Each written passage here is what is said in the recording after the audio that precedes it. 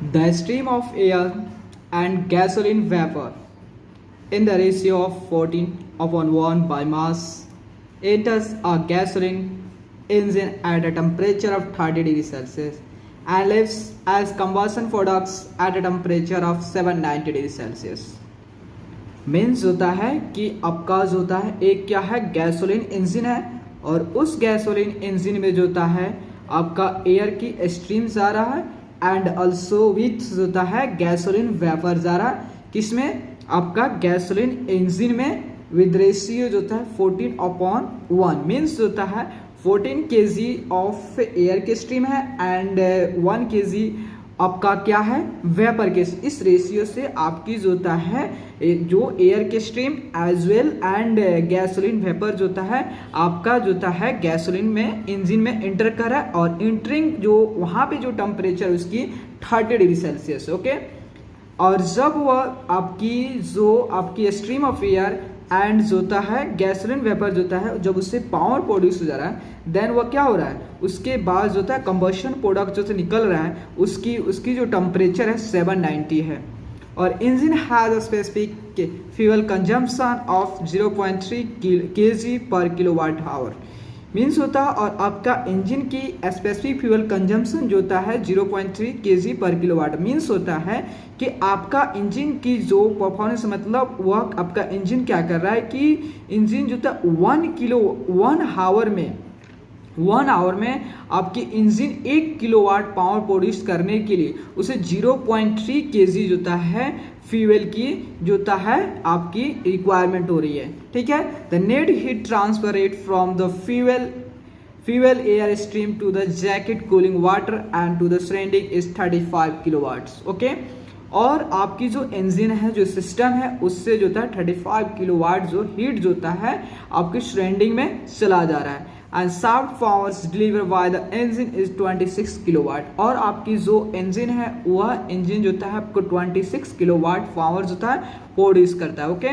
Compute the increase in specific enthalpy of the fuel air streams assuming the change in kinetic energy and in elevation to be the negligible और कह रहा है कि जो उसकी जो होता है बताओ कि जो आपका जो फ्यूल एयर स्ट्रीम है फ्यूल स्ट्रीम एयर की जो कितनी उसकी क्या उसकी स्पेसिफिक एंथैल्पी कितना इंक्रीज किया है उसकी वैल्यू कैलकुलेट करो ओके। और आपको एज्यूम करके चलना है कि जो kinetic energy change in kinetic energy as well as जो होता है पोटेंशियल एनर्जी वो जीरो है मीन्स होता है आपके इनलेट की वेलोसिटी एंड आउटलेट की वेलोसिटी जो होता है इक्वल है and elevation at inlet and outlet का भी ऑल्सो इक्वल है then their potential energy zero and it's also kinetic energy will also zero okay. Then how I am going to solving this question then जो होता है suppose this is your आपका ये क्या है this is your gasoline engine okay gasoline engine okay gasoline engine इस engine में जो होता है आपकी जो होता है जो क्या जा रहा है एक जो था एयर की स्ट्रीम जा रहा है एयर की स्ट्रीम जा रहा है आपका इसमें जा रहा है देखो mass flow rate of the air is equal to मान लो 14x है ठीक है 14x जो होता है kg पर सेकेंड ओके एंड जो होता है फ्यूल का जो होता है मास फ्लो रेट ऑफ गैसोलीन जो होता है इसकी है x kg पर सेकेंड्स ओके एंड देन इसकी यहाँ पे जो टेम्परेचर है यहाँ पे जो टेम्परेचर कितनी है आपका जो होता है 30 डिग्री सेल्सियस है ओके।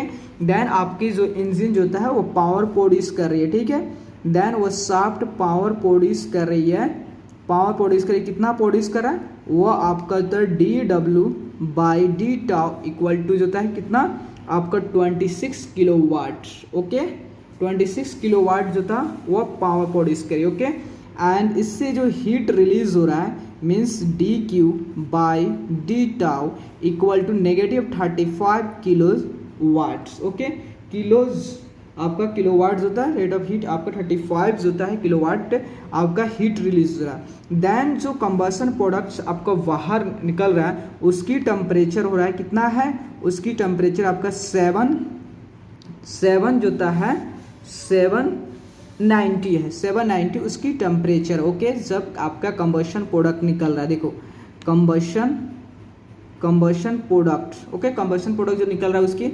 और देखो आपकी जो गैसोलीन इंजन है, गैसोलीन इंजन में जितनी मास गया then inlet at the gasoline जो है जो मास है वो at the exit of the gasoline also equal according to जो था law of conservation of mass. Law of conservation mass क्या होता है?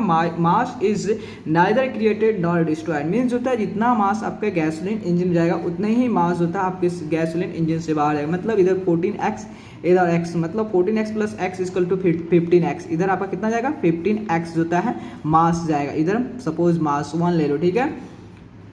Then apply steady flow energy equation to find out the change in specific enthalpy of the fuel air. Okay.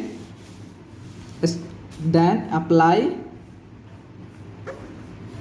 a steady flow energy equation. Okay. Then m dot into h1 plus v1 square by 2000. अगर आप 2 लिखते then 1000 से आपने divide कर दिया then ये convert into kilo joule. पहले था आपका जूल देन आप हो गया किलो जूल।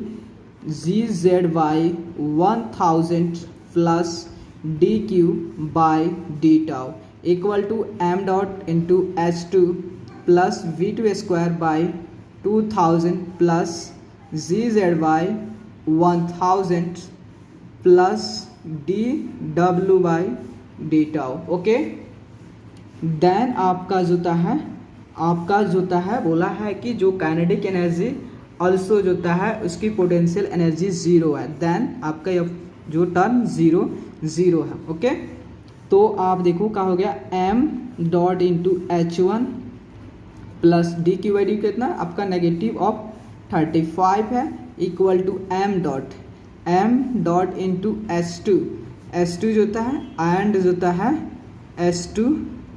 S2 और आपका वह कितना प्रोड्यूस हो रहा है? आपका 26 हो रहा है, ठीक है। देन आपकी कह रहा है कि इंक्रीज इन इसकी जो था स्पेसिफिक इंथैल्पी, मतलब आपका S2 बड़ा होना चाहिए।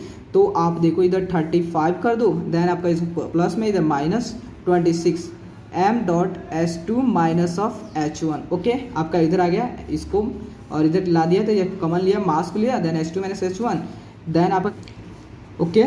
देन उसके बाद आप आगे सॉल्व करोगे तो नेगेटिव कितना होगा? जब 35 और 26 मतलब आपका 61। ओके, देन आपका मास फ्लो रेट इधर आ गया then equal to S2 minus H1, आपको यही निकालना है। देन सबसे पहले मास फ्लो रेट कितना देखो, इनलेट की मास उतने आउटलेट की मास मतलब मास फ्लो रेट कहीं आपका चेंज नहीं हुआ। Then equal to negative 61 by 15x। Okay, तो आपका आगे क्या होगा देखो S2 माइनस H1। देन सबसे पहले आपका x की वैल्यू निकालना। एक यहाँ समझो, मैं समझा रहा हूँ आपको कि सबसे पहले दिया आपका कितना, इसके स्पेसिफिक फ्यूल कंजम्पशन कितना दिया है? 0.3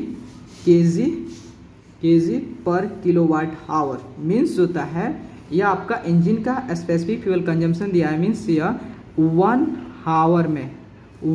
आवर में आपका इंजन जोता है 1 किलोवाट जोता है पावर प्रोड्यूस करने के लिए उसे 0.3 kg फ्यूल की रिक्वायरमेंट है। ओके, देन अगर आपके जो इंजन कितना प्रोड्यूस करिए पावर आपका 26 kilowatt, then 26 kilowatt power produce आपका पर आवर है। ओके, क्योंकि 1 आवर में देन 0.3 इंटू जोता है 26 हो गया, ठीक है, आपका kg जोता है पर आवर।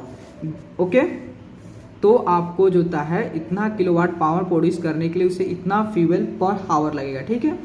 देन अगर इसे सेकंड में कन्वर्ट कर दो 0.3 इंटू 26, अगर सेकंड में बाई 36 से डिवाइड कर दो। ओके, देन इस वैल्यू को आप x के यहाँ पुट कर दो तो नेगेटिव 61 बाई 15 इंटू एक्स होता है 0.3 इंटू 26 बाई आपका 3600 equal to S2 minus of H1 जोता है।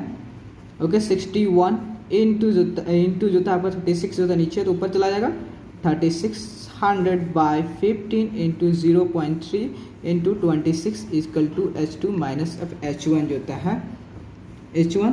देन आप जब इसे सॉल्व करोगे तो आपका आंसर आएगा negative of 1876.9 kilo joule per KG. Okay, then अगर आपके बुक में दिया नेगेटिव ऑफ 1877 दिया है किलो जूल पर केजी होता है किलो जूल पर केजी आपका H2 माइनस ऑफ H1। देखो आपका जो होता है पहले तो रियल में आपके बुक में दिया है, क्वेश्चन में दिया है कि आपका स्पेसिफिक इंथैल्पी जो था इंक्रीज कर रही है, कितना इंक्रीज हुआ है, बट आपका नेगेटिव मतलब एक्चुअल में ये तो आपका डिक्रीज हो रहा, बट आपका अकॉर्डिंग टू क्वेश्चन ये आपका इंक्रीज ही शो कर रहा है। प्लीज़ दोस्तों अगर आपको वीडियो अच्छा लगे then like and subscribe please जरूर करो। Okay, thank you.